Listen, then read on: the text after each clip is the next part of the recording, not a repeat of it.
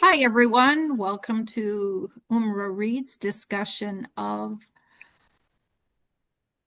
what are we reading? The The most fun most we ever fun we had. The ever had. most fun we ever had by Claire Lombardo. It just left me.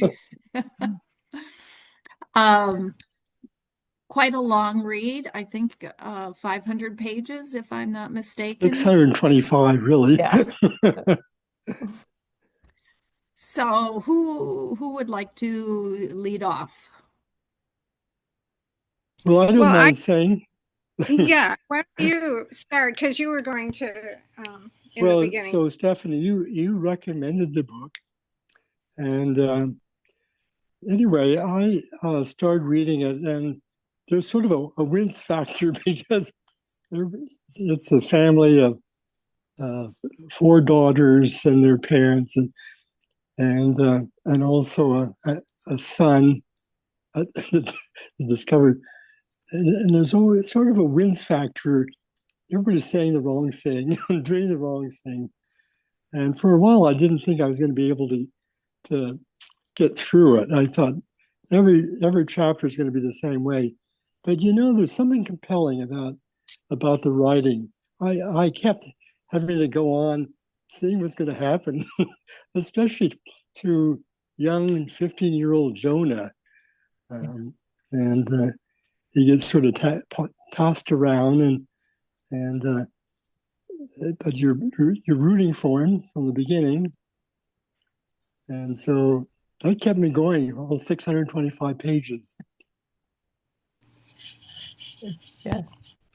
It wasn't for me, yes, it was a long book. It wasn't so much the length that bothered me. I mean, I liked the book, so I don't want to start negative. But if I did have to say something that was challenging to me, it was just the number of characters. Or as we were going along, I thought, why do there have to be four daughters? Couldn't we have done just as well with three? I mean, I literally had to sort of, and then I have this little chart, eventually. And I remembered Wendy right off the bat because she, had a bigger part, sort of. And then, of course, her and Violet. But then, let's see, Liza. Liza's the one I had to keep going back and sort of remembering her scenario. And okay, she has a boyfriend, and the boyfriend's depressed. And I'm not sure. I'm just trying to think from the viewpoint of an author when you're going to go do this and do this family saga. Um, all characters should have a whole lot going on and a whole purpose for being there. And it felt like to me that maybe she had the lesser role and uh, just one more name I had to remember, But once I start writing things down, I did like, I liked when Jonah came in too, because he was this opposite viewpoint. Here's all these wealthy people raised in this family, and he's coming in and he's just seeing it with different eyes. So I did like when the young boy surfaced. Yeah, that's it. I have a question. If I were to read this again, and I might, um, would I? So the book alternates between the present, which is 2016, going into 2017, and also when the parents, David and Marilyn, first met back in 1970 or so, and alternates between historical 1970 and then each period. I've got a call I've got to take, so I'll come back in when I can. Okay, good. Well, so anyway, the question is, if you were, and maybe somebody did this, read it just skipping the alternation between the past and the present. If I were to read it again, I think I would just skip and read just the present day. Maybe go back and read then the historical part. But did anybody do that? And did anybody else do that? Do what I would do? I did. You did that, Jen? Yeah. Mm-hmm. How'd it I always go? do that in books. I don't like the skipping around. It drives me crazy. And Yes. So I read the contemporary story, and I was not fond of this book. I think everybody just seems so miserable and unhappy. But I kind of skipped around with the present, and skimmed quite a bit of it because I was getting tired of reading it. And then I went back to read about, Marilyn and David. And I never did finish about them because by then I sort of didn't care. And usually what I do is I read the older part first and then go to the contemporary. And I'm kind of sorry I didn't do it that way. Um, but anyway, that was kind of my take on the book. Mhm. Mhm. Well, I'm not sure how many people are here. So, I mean, I could talk now, but I'm obviously the one that put it on the ballot. So, I must have liked it, which I did. So maybe there's some other voices before I say my thoughts. Well, I can say I had I can see all different perspectives, and like I can see both perspectives because there were some things that I liked about the book, but there were other things that I felt like you said, they were just miserable. But I thought it was actually well written, and that there it was. I mean, this is the story of a family, and families are messy, right? And that's what this was about. This was, I thought, what I, so when I kind of just said, okay, the story is about this particular family and showing how each of them have their own challenges, and then even the parents, I don't know, I just um, I was able to enjoy it, although I did feel like, is this a bunch of wealthy people just whining? But really, they had some serious issues in their lives, right? I mean, what happened to Wendy was so sad. Um, and and I also thought the family dynamics were very interesting. Like I wondered, because it seemed like all four of the daughters really envied their parents' love for each other. And I thought that was really interesting. And they all felt that they could, that it was, I think because none of them really had that, right? Um, that they felt that their parents, they couldn't ever live up to the love and type of marriage that their parents had, which we all know wasn't perfect, right? Mhm. But I don't know. So I did enjoy reading it. I would not want to read it again. No. So, Well, since I might get pulled away, I've got some consultant work that I'm doing, and I thought, well, I have to hear what people think about this book. So, I like Richard, I started out with, I don't know, this is four dysfunctional girls that have lots of weird personalities, and most of which I didn't find very interesting to me.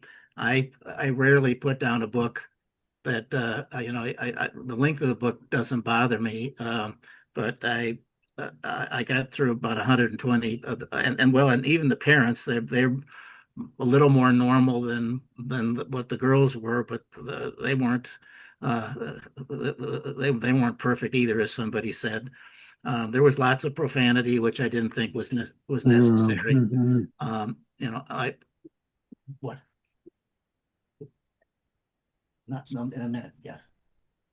Um, and I read about 120 pages, and I said this just isn't for me, and so I did not pursue it. It just and maybe I would have been like Richard. Maybe in the end, I thought I usually would stick it out because there's got to be something that people liked about it, And sometimes you don't find that out till later. Now, I'll have to admit, I had two Greek history books sitting on my table right next to it. Oh, is that your thing? And so I was that I really wanted to get to. So that might have influenced me also.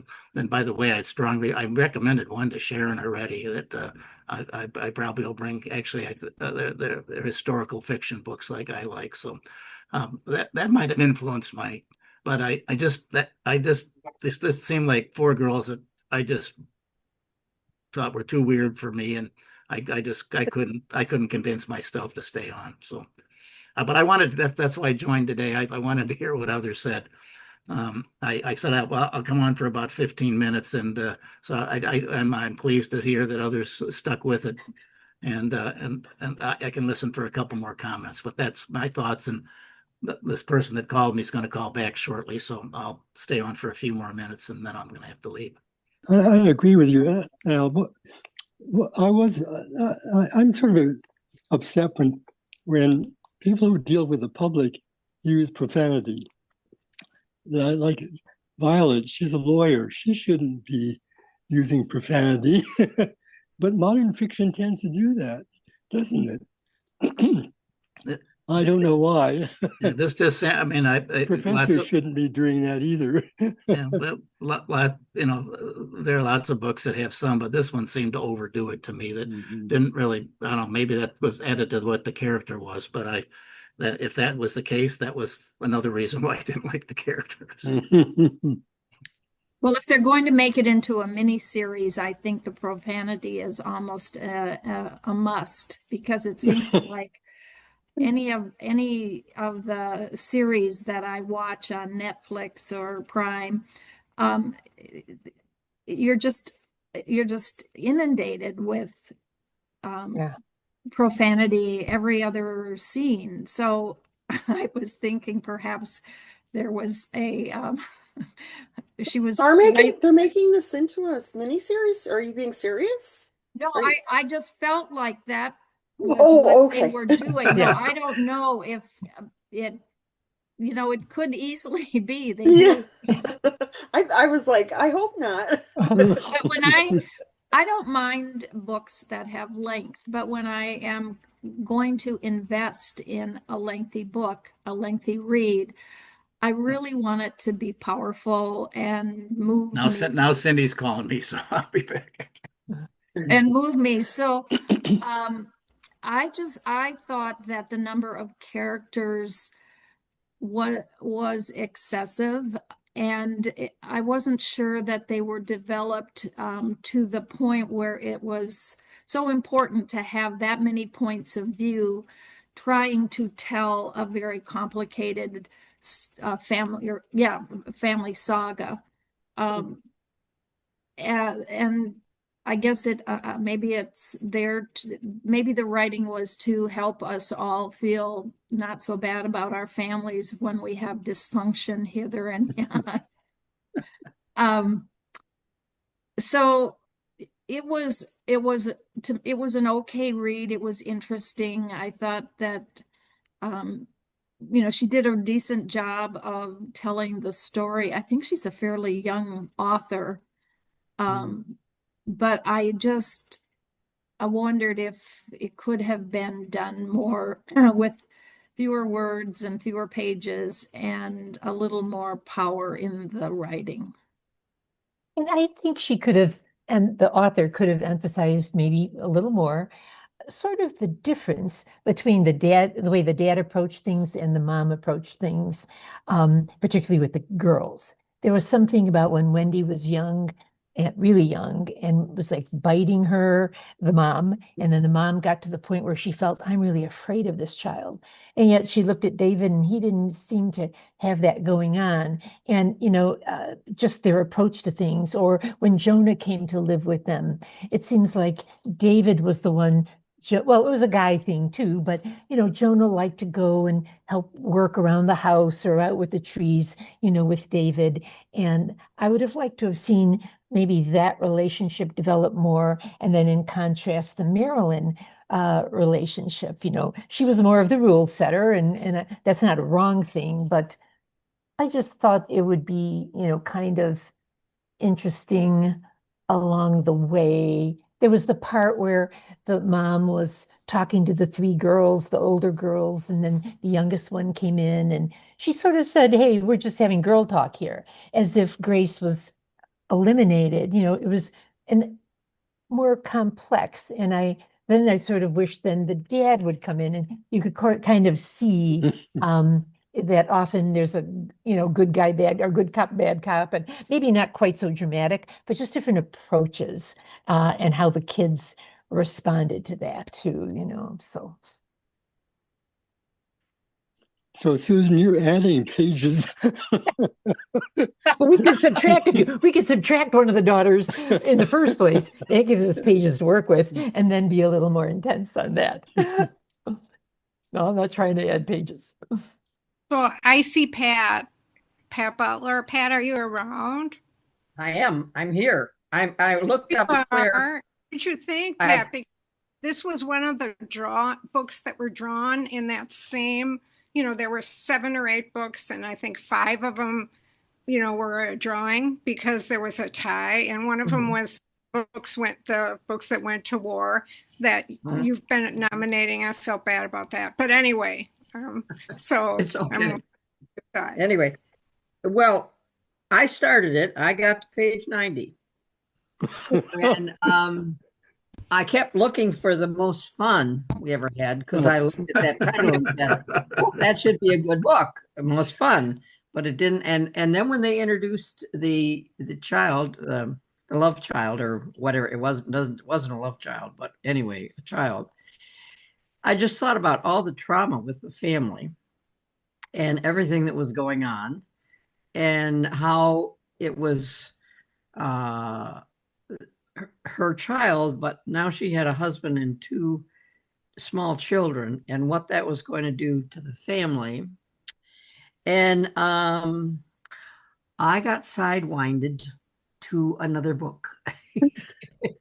And so I didn't finish it, but I wondered, what fun did they have? Did they have any fun? Because it didn't sound like they were going to as they were going. And hearing what Richard said, I thought, well, now maybe I ought to read the whole book. But I'm a very slow reader, and when I face a 600-page book, I kind of pull back, and so that's what I did on this one. It was certainly interesting, and going back and hearing how the mother and father met, and apparently how much love they had for each other and for sex. Like okay, maybe that's the fun. Maybe that's the fun they had. But anyway, it was interesting, and if I had had more time, I might have gone back to it. But I got into this other series, and then I just looked up Claire because last night I looked up the author from the other one, and sorry to mention it, but this is Tess Gerritsen. And when I was at the cottage, there's 4 of these books, and I read one of them about a month and a half ago. And we went back up to the cottage. I finished that one, and I picked that up. And for the last 3 nights, I've been reading that. And then only to discover that it's based on a detective, Rosso, and a medical examiner, Laura Ingalls, Idols, and there's a mini series on it. And so we ended up watching 3 episodes of the mini series, and I didn't read anymore. So that's where I am on it. Sorry. I kind of liked actually the use of the title when eventually, I think we were well into the book before we found out why. She was overworked. She had the 2 kids. She's struggling to get along. I think at that point, only 2 kids. And someone at a party said, "Oh, how are you doing?" And it came out without her thinking, "I'm having the most fun I've ever had." And then it became a little bit of and it was ironic. Mhm. So later throughout the book, as families do and groups of friends do, they would say that at appropriate dark times, "Oh boy, I'm having the most fun I ever had," if it's a particularly challenging situation. And at the very end, I think when David thought he was going to die from a heart attack. And he said, make sure Marilyn knows it was the most fun I ever had. So it was just tucked in here and there. I did like that use of that, with, Well, thank you for that. I'm glad to hear how it was used and what it was used for. And yeah, I can understand that. Oh, actually, I appreciate that too. I went, what fun is this family having? This doesn't sound other than that Pat said they had a lot of sex, so maybe that was it or something. Yeah, maybe it was. But all right, I appreciate that. The writer, she also, went to the Iowa workshop, and I mean, she is young, and I actually read her second book as well. But this book was recommended to me by an avid reader that's a friend of my daughter, so younger. She was younger. And so, I read it and I loved it.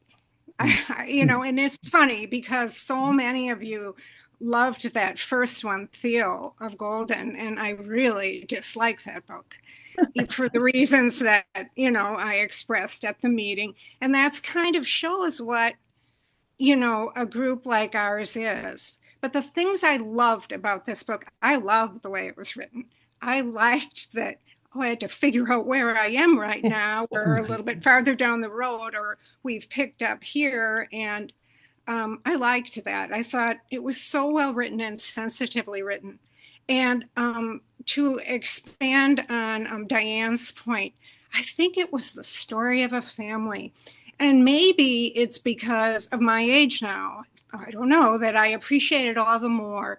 But looking back at one's life and thinking, if I were to write the story of, my life and, my girls who, they're grown up now and everything, and thinking about this family with their 4 daughters and all the complexities of that and their worries and pride. And so in a way, as Diane said, families can be sort of messy and so many things happen. And I think that the mother and father, David and what's her name again? Marilyn. Marilyn. No, Marilyn. She, they just, although they went through hard times and, some big difficulties, they had an abiding love for each other. I think they also had, just a tremendous attraction that seemed to endure through life that probably everybody doesn't have with their partner, but, lucky ones do. And I actually recommended it to a number of people. And I have a neighbor that's an avid reader, reads so many things. And she loved it so much, she recommended it to her husband and her husband. And he loved it. Now, he's the kind of man that might sort of get into the idea of a family saga. He happened to be from a family of many brothers who all did different things. But at any rate, I liked the story, and I liked just the enjoyment of reading it. And I liked the way she wrote. And it's funny, and I appreciate the fact that other people would see it completely different, say they don't like it for that very reason. So anyway, those are some of my thoughts on it. Well, and I actually, you hit on one of the major things that I tell people when I tell them about reads. I tell them I read books I would never select, and some of them I absolutely love. I mean, I just wouldn't have picked them out, and I find them interesting, and and some of those that I really like, other people don't like. Right. And this is one of those that, and actually, I think I enjoy the conversations almost better when we don't all agree. When we all agree, I guess we're all, I guess that's nice, but our conversations are almost better when we say, oh, I like this or I didn't like that. So those are my final comments. I've got to run off to some work stuff, but thanks for recommending the book, even though I didn't complete it. My Greek the Greek history book. Ironically, the Greek history book was a book about a Greek family that's a little bit disoriented. Also, they were going through after World War II and after World War II, and some of them went to the communist side, and some of them went to the other side. So I said, well, now why did I like that book when I didn't like this other book? So I don't know. Well, that's what makes it fun. So take care. Hope enjoy the rest of the discussion. Take care, Al. This was sort of a soap opera, wasn't it? Reminded me of this radio program. You probably remember One Man's Family. It used to come on every afternoon at 4 on the radio. And I didn't follow it that closely, but it's really had a following. One thing I liked about this was the sort of the serial, when you went to the movies on Saturday afternoon, there was a serial on, probably written by L. Ron Hubbard, who did Scientology. But of course, each at the end of each episode, our hero goes over a waterfall, and you wonder, is he going to live? Of course he does. Or his airplane. But anyway, some of the chapters would end with, but it didn't happen that way. And so you have to go to the next chapter. You have to, well, in fact, I had to do this sometimes, to skip over the historical part so I could find out what was going to happen. So usually it was something about Jonah. And anyway, I thought it was written in a fun way. I like the book, Stephanie. As I said, it was sort of a bit of a wince factor because it seemed like every one of them made the wrong decision. We actually have a nephew who is like that. They're always making the wrong decision. So they're part of your family, aren't they? I do think, well, I'll just give you a little example. It's just from my own family. It's fine. It's all different now. But, the girl that stayed with this guy that was such a dud, and she couldn't seem to pull him out of this funk that he was in, or clinically depressed, and he couldn't get the right care and all of that. Well, it wasn't quite that, but she stayed with him a long time. And one of my daughters had one of those relationships that lasted way too long. And I was really worried about her, will this ever end? And of course it did. And that's one story of my family. She's married now and has a child. And, but as kind of life is, if you have this long view, really, if you think about your own family and the long view on your family, it's kind of interesting to think about the twists and turns, and I don't know. So, yes, good. Well, I was wondering that that was Liza, that was the academic, and she was had the relationship with Ryan, and then she got pregnant, and I was having a hard time putting all the pieces together.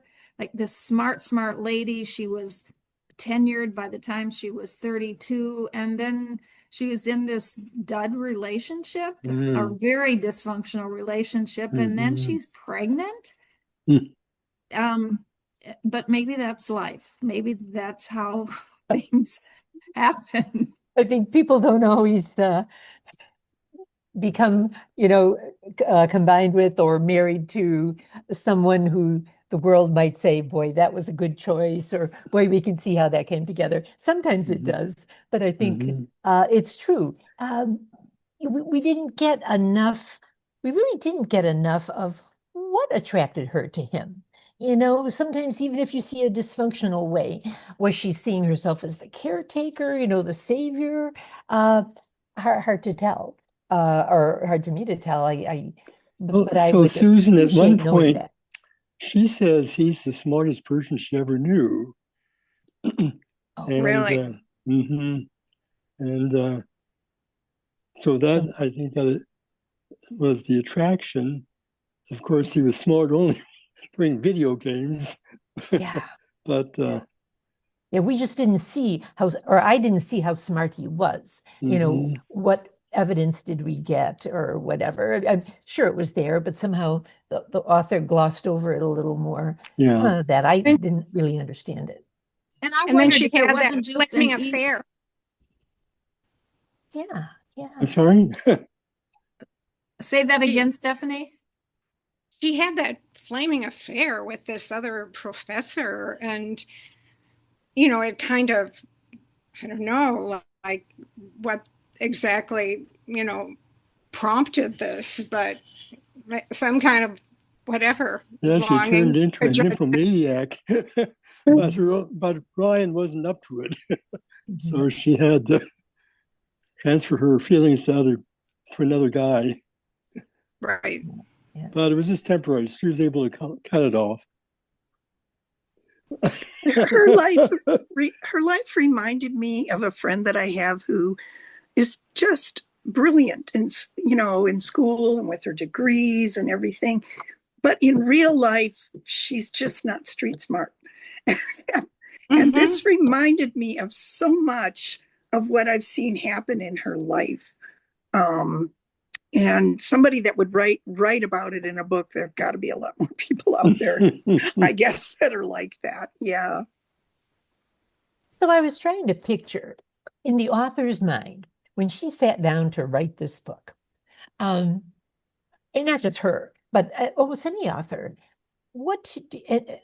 Now, some are very specifically, there's a storyline, we're getting there, who done it or whatever, and it's very obvious. This first saga is a little more meandering as we're learning more about the different people. So in the author's mind, has she experienced these various things or wanted to explore them more about, someone like Wendy losing a child and then and the various things she went through and the things she kind of suffered with that regard. And then, then along comes Violet and has this baby without even sort of trying. Um, so was that something on the author's mind she wanted to kind of get in there? Or a child who, is adopted out or ends up in foster care and that whole concept of things, because she had so many things she was covering. I just wonder how she pieced it together, thinking, okay, I want to cover this, this, and this. Because some authors say, I knew where I was going right from the get-go, but there seemed like so many storylines. How could you possibly? And then others say, I start the characters and then I see what evolves and like what they tell me, which I totally don't get that process. But, so the whole art of just writing, it makes me think about when we read a book like this. I And think I it's so. I don't hear you. wasn't so sure what she was trying to create some tension with this. Who was who was Jonah's father?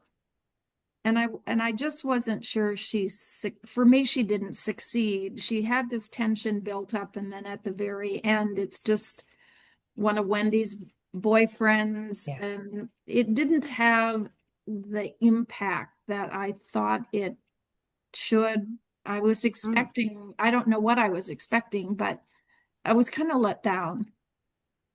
It was a nothing, wasn't it? Yeah, It was well, Wendy's first boyfriend that her parents liked. But so and- what? yeah, and Yeah. that was in high school, or it was we mature, we grow, and those infatuations or experiences at that point in time, it just wasn't as big a deal as I thought she was trying to build it up to be. Mhm.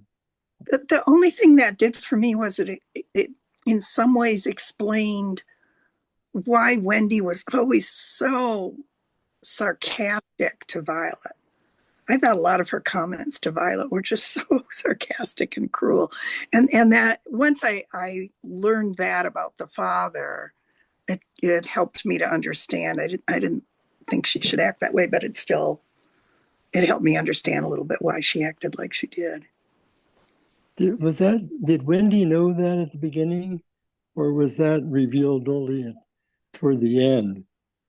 It was revealed when she happened to run into him at a fair or something, or somewhere outside, right? Somewhere, And yeah. realized that Jonah had his eyes, Oh, right? that's right. Yeah.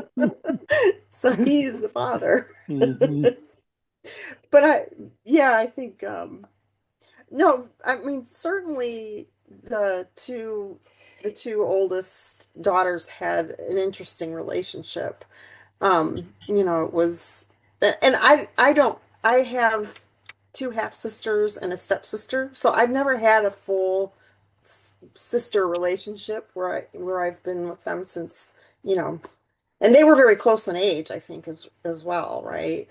Um, Mhm. so I don't, to me, that was interesting because I've just never had that type of relationship where there could be almost a love-hate, right? They loved each other deeply and depended on each other deeply, but but they also, just could hurt each other so much Oh, as yeah. well. Well, didn't Wendy was the person who dug up all of the Mhm. information on Jonah, and it was Yeah. almost like she was pranking She was Violet. jealous. She got jealous after the baby was born. She said she went, I don't know if it was the first, there was it had to be the Yeah. second one. Mhm. She said that um, I think she was going through a really hard time and she went to see her sister and her sister was like just into this newborn baby and she was jealous and angry and went home and hired a private detective to find him. Mhm. So it was done out of spite. I But would it, have loved to have seen the storyboard for this yeah. um, for this novel because I can't imagine you could write something with this many characters and this much interweaving that had to happen to get to the end of this book. Mhm. I agree. Yeah. Mhm. And I guess I should take my hat off to the author for being able to pull it off in 625 pages. Yeah. I'm trying to think of other family sagas that I've read. I think when I was much younger, there was an author called Belva Plain who wrote family sagas, and they actually went into more than one volume. It was back when paperbacks were, kind of little and had real fine pages and stuff. And I remember just being really intrigued by that to like know characters over time and stuff. And so I'm trying to think of other sagas like that. And besides that one, I can't quite bring one to mind. I don't know if anyone else can think of one. Thornbirds. Do you Oh remember yeah. that one? I remember the thing Rich, with Richard Chamberlain, the movie, yeah, you yeah. know. Rich Man, Poor Man. Well, That was, Mishner. Oh, yeah, Richmond. Mm-hmm. Yeah. yeah. One of the things I think that she did well, and maybe you all don't feel this way, but um, she gave you the characters in the beginning as they were in the relationship they were in at that time, right? Without giving you the background of all, like the backgrounds came out slowly. So Wendy is a great example of how she was. I mean, if you just met her, she's not a very likable person. She was, especially to her family members, to her sister. She was mean. She could be very mean and spiteful, and she just. But when you got to know her background and what she went through to get where she was at, she had so much tragedy in her life, that and sadness that I think at the end, like I started to understand her, and she and in some ways I like her, like the character, right? And I felt that way with many of the characters that they each like she I feel like it was a happy ending book, right? That everyone, I mean, even with Ryan and Liza, they weren't together, but a they were both parenting the child, right? They were friendly in parenting their child together. Um, I mean, and Grace ended up with this boy, that they really liked each other, but then Ben. yeah, with Ben, ended up with Ben. I mean, they all kind of Well, at least that weekend. yeah. But I mean, he was there at the end, and and Jonah was there. They were all there. They kind of, even his mother had accepted him and was happy to, I think they said something like she looked over and saw him playing with her other two sons and was really glad to have him in their lives. And so I think she did for me at least, she did a good job of making some very unlikable people at the beginning coming to understand them, why they were the way they were, and they grew. I think that, right? Each of them changed in their own way. And so there was character growth or development, I felt as well. I think that's really perceptive. It reminds me that, you know, uh, what's the oldest one's name again? Wendy. Wendy. Oh my God. But when Wendy was at her lovely place with her mother, and her mother was trying to, just, kind of do some bonding and, visit her and everything. For some reason, she went into a file cabinet and saw that there was a file that said Ivy for the baby, and she intended to name the baby Ivy Marilyn. And so she was downright just horrible to her mother. But I think she was growing and somehow figuring out, how much her mother loved her and really how much she loved her mother. So, and I think that might be the way it is with a lot of kids. They don't realize until, they're kind of more grown up. And so I thought that was an interesting, just little tidbit that was in there. Yeah, it was the death certificate, and the daughter was named Ivy Maryland, Yes.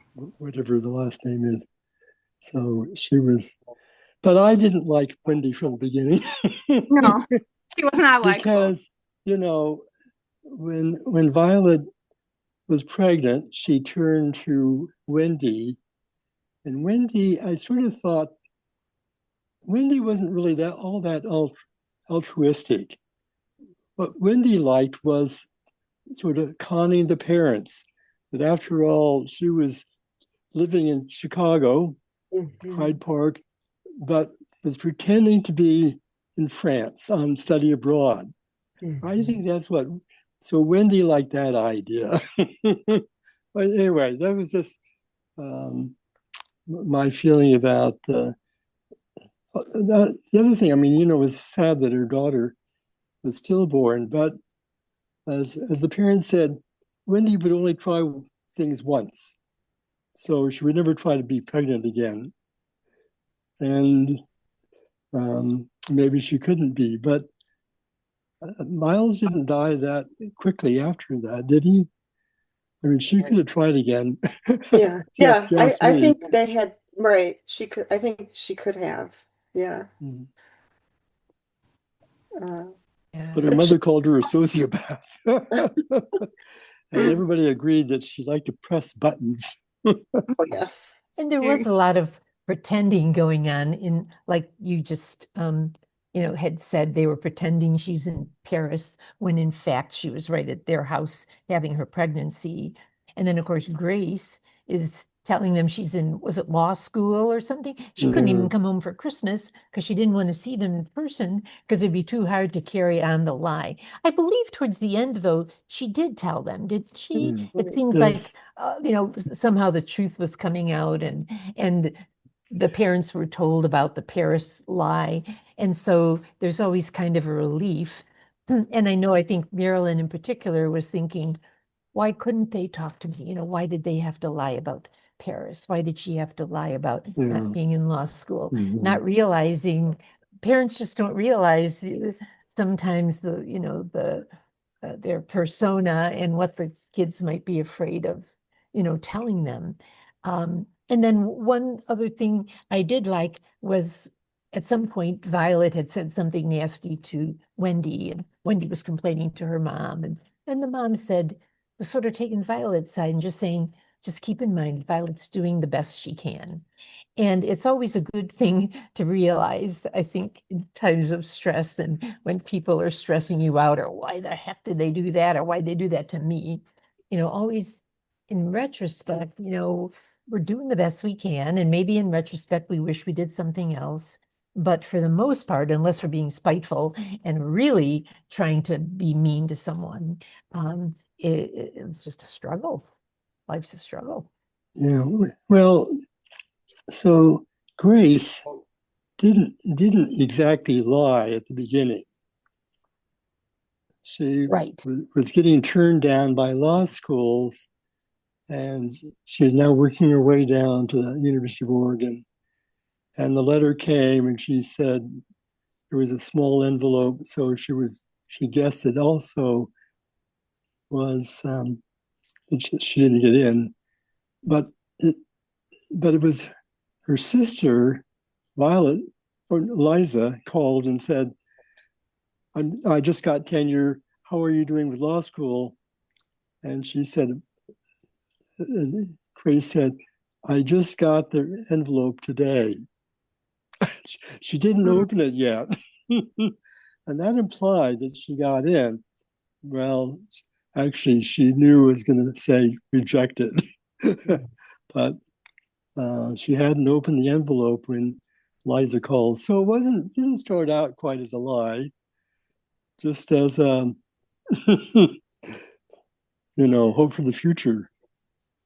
But then the problem was that she never would then own up to her parents that she was, well, destitute.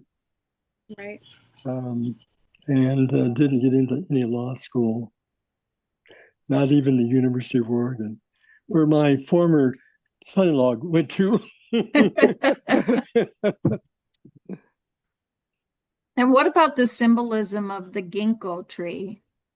I thought that was really interesting, that it was the start of their relationship. They made love under the ginkgo tree, and then and David was spending his time pruning it and caring for it, and in the end it died. And Mhm. wasn't that the cause of his accident, that Mhm. the tree? So I thought it followed an interesting timeline of the family's growth and development, and branching out, and they're just a kind of a metaphor for life. Wow. One time I heard that the ginkgo leaf symbolizes longevity. And I'd like to look that up because I appreciate your observation there. Mhm. Did anyone think Jonah was surprisingly in good shape given what he endured? Yes. I do think that he was, I do think people have sort of parts of them that are, like the nature nurture, and,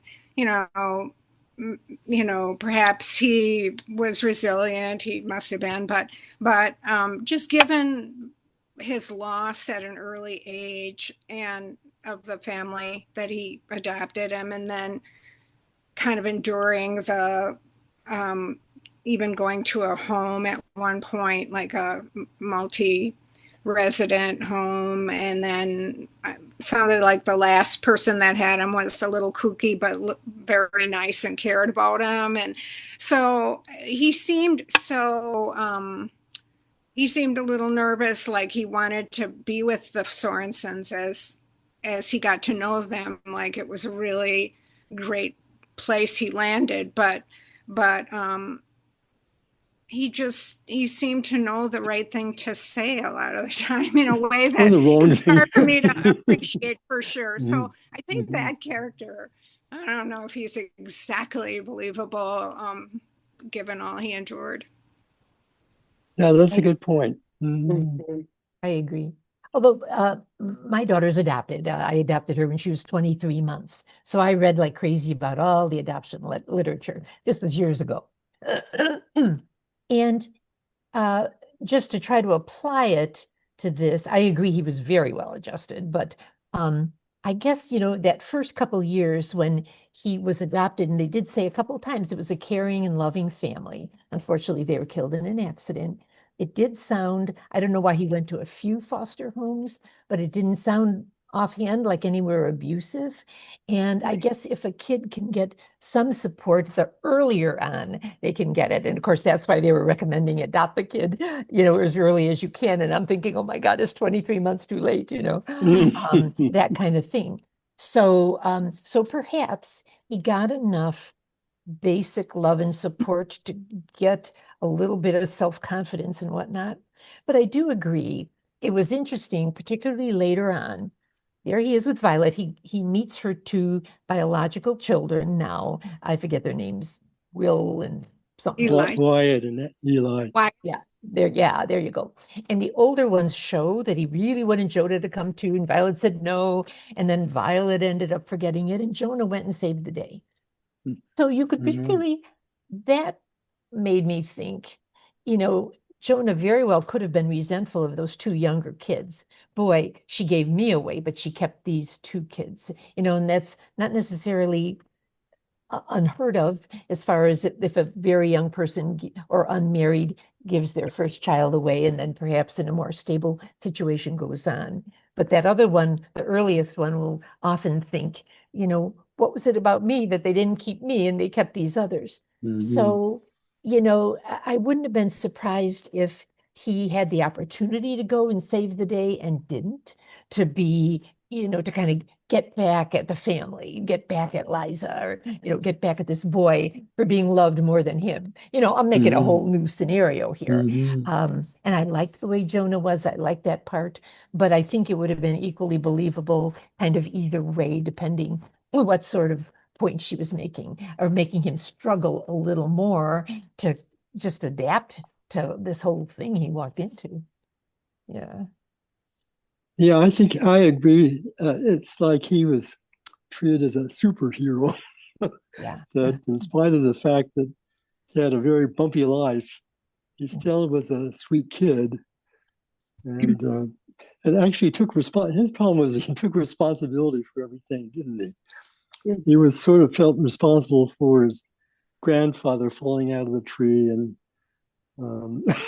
breaking his arm. And wasn't too well explained, except that he was afraid of dogs, and the dog got out and was disturbing Jonah, and so he wasn't holding the ladder or something. I'm not quite sure the details, but anyway, that's what sort of, as I said, he's sort of like a superhero. In spite of everything, he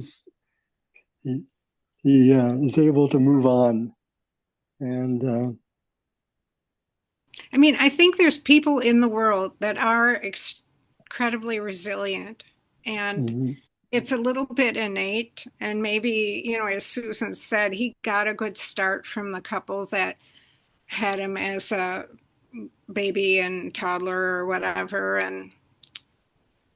But I agree with you. It was he hardly did anything wrong. I mean, I can't remember anybody he offended or anything once he came into their lives, so He maybe that felt was a bit very much. differently. He Yeah. felt very differently. He was the one who told Ryan about the affair. Yeah. And then he felt, right? So he felt really bad about that. And then he Yeah. felt really bad about, David falling and, yeah. So he, he knew, he felt, I mean, I thought that he was very resilient, and that, well adjusted considering what they said his background was. But he really was just a good person, and Yeah. Mhm. um, he wanted to be loved, right? And the family, with all their quirks, were showing him that Mhm. they wanted him to be part of that family. Even the little boy, I mean, I think he kind of craved Oh Yeah. yeah. the little boy looking up to him as my brother, Mhm. my big Mhm. brother.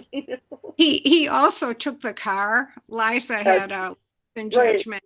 He went driving and then got, I don't know, he Crashed like the had a car. one, yeah, he crashed into something and Yeah. he was horrified about that, of course. And But why it's he chose to go to Grace's house, when he was after David had his accident and jo jo Jonah was feeling guilty and he takes the car and goes somewhere. It just surprised me a little because he hadn't really met Grace up till that point, had he? In I think he person? wanted to Or return the oh car. yeah, His he was intent escaping. and right. his Oh, he was. But when he Hmm. was going somewhere, I guess I'm not sure whose house he'd go to. Maybe hers because it was far enough away. And yeah, it was really running away and Yeah, escaping. Yeah, yeah. yeah. But he That's didn't, because probably but he didn't, he wanted to make sure that he didn't steal the car, right? That he gave the car back right. to the Exactly. family. Exactly. Yeah.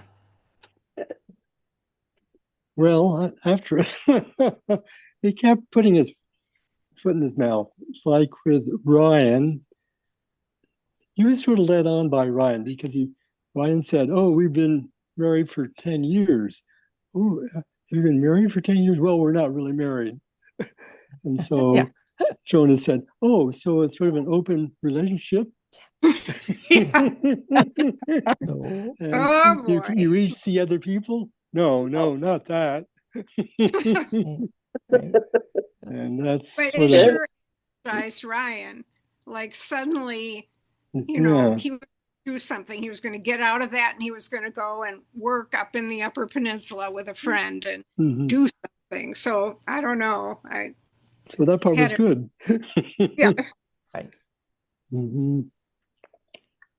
Yeah, I guess you could, if you were gonna write a paper, if you were in school and were reading this and had to write a paper, the role of Jonah could have been Mhm. like Jonah's role in the book, and the impact that he had on each of the characters could have been a good paper theme. Yeah. Hmm.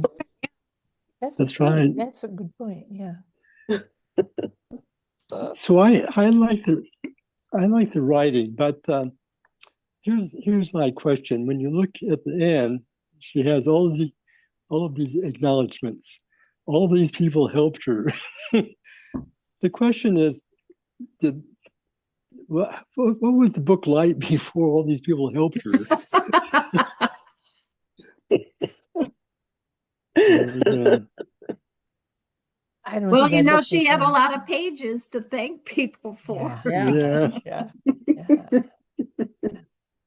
Right. I don't know. All authors say that at the end, but maybe I didn't really look. I can't remember looking. Was it extraordinarily long list as opposed to No, other authors? no, it's No. only one page. Oh, okay. yeah. Hmm. Yeah. Yeah, What it's only that long. Oh, and what is oh, that? The okay. author's statement, or is that the Acknowledge author? it was acknowledgments. Yeah. Oh, I am very grateful for first most. I always thank her Tony and Sally Lombardo, my wonderful parents, for everything forever.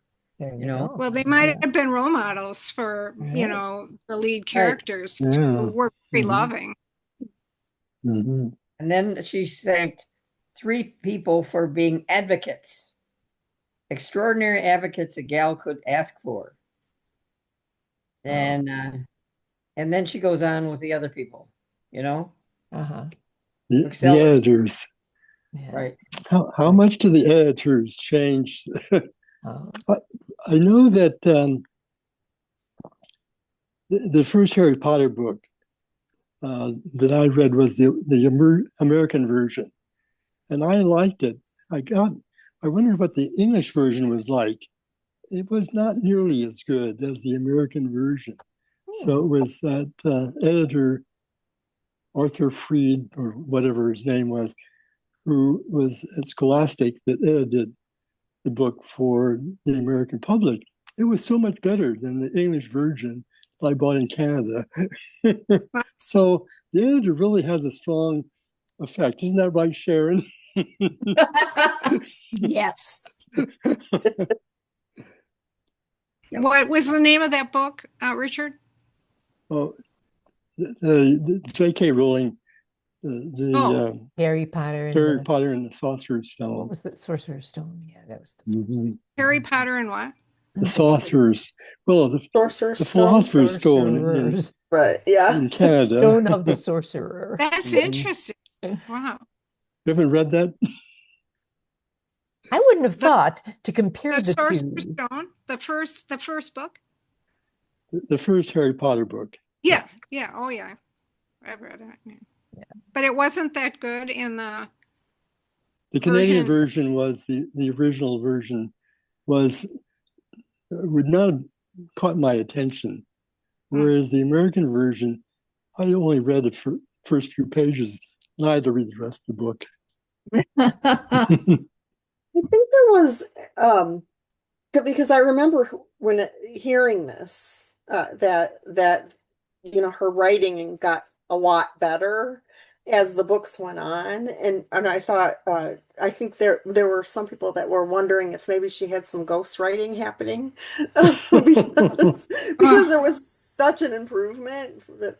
But that helps, Richard. That helps explain because I didn't think that I read the American version, right? So I didn't quite understand why they thought that the writing was so poor. But if you were reading it in the English version, it probably was. Just my opinion. Mhm. But I did think that the editing done by Scholastic Press for the American public really improved it. Mhm. And I think that she didn't like that. So for me, the later books were not as well written because she didn't want all that editing done. Mm. And Didn't know that. well, I liked them all. yeah. Too, yeah. They got darker and darker, and I don't know. Hmm. I couldn't put them down. That's how I really know if I like a book when I'm looking to get back to it. Oh boy, let me finish this, then I'm doing it real quick so I can get back to my book. So How did you feel about this one? Did you want to get back to it? no, I would say no, even though I liked it. I guess, sometimes I'll say I liked it. I didn't love it, but I did. And I didn't mind getting back to it, when I had time. But, that then there are others that I have to make my half-hour a day reading schedule, So those are really the ones that's a struggle. This was definitely not that. I liked it more than that, yes. I just Well, picked up my Consent to Kill copy from the library. And that's pushing, I Is guess that our that's, next one? yes. Can you remember? Okay. Consent, Yes. Oh yeah. Okay. Sure. but it's not, It's a not, big one. yeah, it's 450 some pages. So I better get started now. Me too. I listened to it on CD. Did But you? one of the things about this is it wasn't a mystery. It proceeded, but wasn't the last chapter didn't leave you necessarily in suspense for what was going to happen in the next one. And that really makes a difference in how quickly you pick it back up again. Mhm. I mean, this was a lot of family problems. And there's too much going on in life. I don't need that. Yeah. You know, Didn't Got she a end point her there. chapters with, like, in the very first chapter, she said, well, if Wendy only knew what I did last night. yes. No. I think she had little sentences at the end of many of the chapters that, Yes. so now you have to figure out, well, Right. what were you doing? Who were you with? Right. Like a few weeks before Wendy's first birthday, Violet was born. You know, that's the last sentence. Mm. So she does that. They both stared at it wistfully, a powdered, sugared visitor from a time before. You know, I mean, yeah. I was reading two books. Well, I was rereading this for the discussion, and actually, I didn't quite finish it a second time because on my queue, I got The Correspondent, and I was just enchanted with Love The that, yeah. Correspondent. So, Mm. I mean, I've read so many of the books already. It's such a good list, and Mhm. so anyway, but yeah, it's funny when you have two books going. Yeah, Oh, yeah. One And that's if got the it's, catch yeah. is going to get you. but If I'd it's an already read audio the book and you get on the list because you can see there's a long wait for it, and then it comes up pretty quick. And it's Yeah. like, oh, am I going to read it this early before the book club and then forget everything? So, trials of being in a book club. Yeah. Correspondent. Oh, that's not till April. Which one? Don't Correspondent isn't until April. want to read it yet. Yeah. When is Yeah. the Edmund Fitzgerald one? I read that one too. And the That's TV. October. That's October. And how about the Oh, the TV next. one? Okay. Everything is tuberculosis. I read Isn't that one. Ah, that's November, isn't it? Okay. yes. I think so. Uh-huh. That Yes. is a short one. And I think that's why I tried to put short ones because then you get into that one that's 800 pages. The Stephen King. Yeah. Geez, January. Oh, there's I better get started. Me too. When is correspondent? Really great. That's April is April. correspondent. Oh, April. I think it's our last book of the year, isn't it? Oh, mhm. Yeah.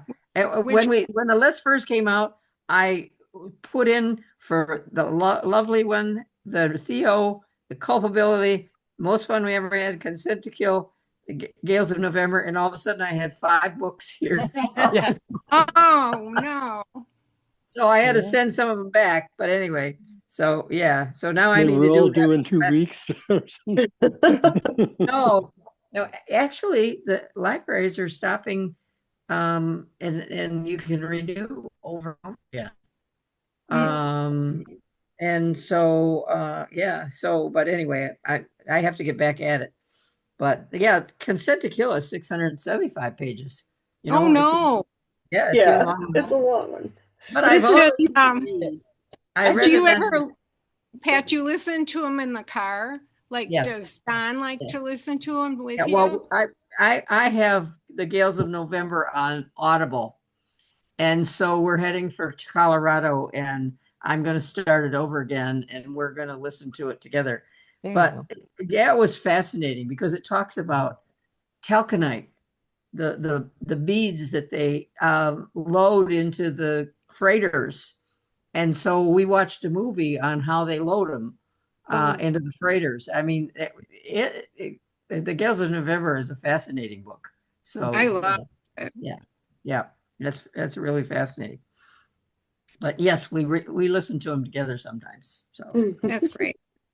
He might like Stephen King too, that one, because it's so good. It's quite a I story. probably will. And the question is, I don't think I can get it on. You have to take a long trip.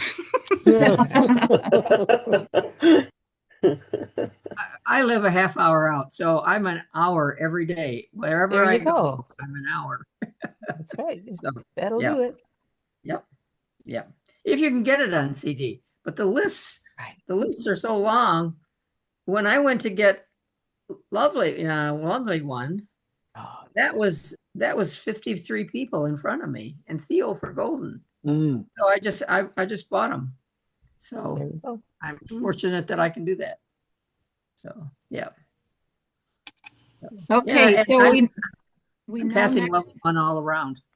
we So, know yeah. what we're reading next month. It's our spy thriller with which, and I'm not sure we've read a spy thriller Oh, in really? No. the years we've been getting together, so that should be fun. Right.